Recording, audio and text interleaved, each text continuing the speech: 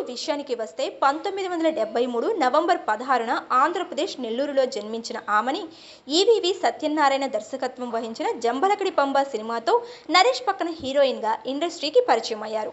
మొదటి సినిమాతోనే తన నటనను ప్రూవ్ చేసుకున్న ఈమె ఆ తర్వాత బాపు దర్శకత్వం వచ్చిన మిస్టర్ పెళ్ళం సినిమాలో నటించింది.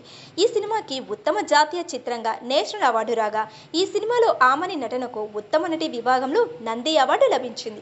ఇక ఆ తర్వాత జగపతి బాబు హీరోగా రోజాతో స్క్రీన్ షేర్ చేసుకుంది ఆమని. అదే శుభలగ్నం. ఈ సినిమాతో భారీ పాపులారిటీ సొంతం చేసుకుంది. ఇందులో డబ్బుకు ఆశపడి భర్తను అమ్ముకునే మహిళగా నటించి తన నటనతో ఊహించని ఇమేజ్ క్రియేట్ చేసుకుంది. ఆ తర్వాత వరుస సినిమాలలో నటిస్తూ కెరియర్ పీక్స్లో ఉండగానే కాలీవుడ్ దర్శకుడు కాజా మొహియుద్దీన్ను వివాహం చేసుకుని ఇండస్ట్రీకి దూరమైంది. ఇక 2004లో రామ్ గోపాల్ వర్మ దర్శకత్వం వహించిన మధ్యాహ్నం హత్య అనే సినిమా ద్వారా రీ ఎంట్రీ ఇచ్చి పలు సినిమాలు చేస్తూ అటు బుల్లితెరపై కూడా సందడి చేస్తుంది. సీరియల్స్తో పాటు పలు షోలకు జడ్జిగా కూడా వ్యవహరిస్తుంది ఆమని.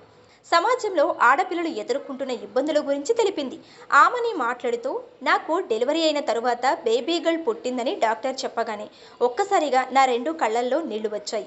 నాకు ఆడపిల్ల పుట్టింది అన్న బాధ కాదు, ఈ సమాజం నుండి ఆ పాపను ఎలా రక్షించాలి అనే ఆలోచన నా కళ్ళల్లో భయాన్ని కన్నీటి రూపంలో బయటకు తోసింది. ప్రస్తుత సమాజం ఎలా మారిపోయింది అంటే తల్లిదండ్రులు అమ్మాయిలను కనాలి అనే ఆలోచన కూడా చేయడం లేదు అంటూ తన ఆవేదన వ్యక్తం చేసింది ఆమని. ఇక ప్రస్తుత సమాజంలో ఆడవారికి రక్షణ కల్పించడానికి ఎన్ని చట్టాలు వచ్చినా ఎక్కడో ఒక చోట ఆడవారికి అన్యాయం జరుగుతూనే ఉంది. వయసుతో సంబంధం లేకుండా అత్యంత దారుణంగా అత్యాచారాలు చేస్తున్న విషయం తెలిసింది. ఈ నేపథ్యంలోనే ప్రతి ఆడపిల్ల కూడా తనకంటూ సొంతంగా పోరాడే శక్తిని సమకూర్చుకోవాలని, ప్రతి అమ్మాయి నారీ శక్తి అవ్వాలని పిలుపునిచ్చింది ఆమని. ఇక ప్రస్తుతం ఆమని చేసిన ఈ ఎమోషనల్ కామెంట్స్ సోషల్ మీడియాలో వైరల్గా మారుతున్నాయి.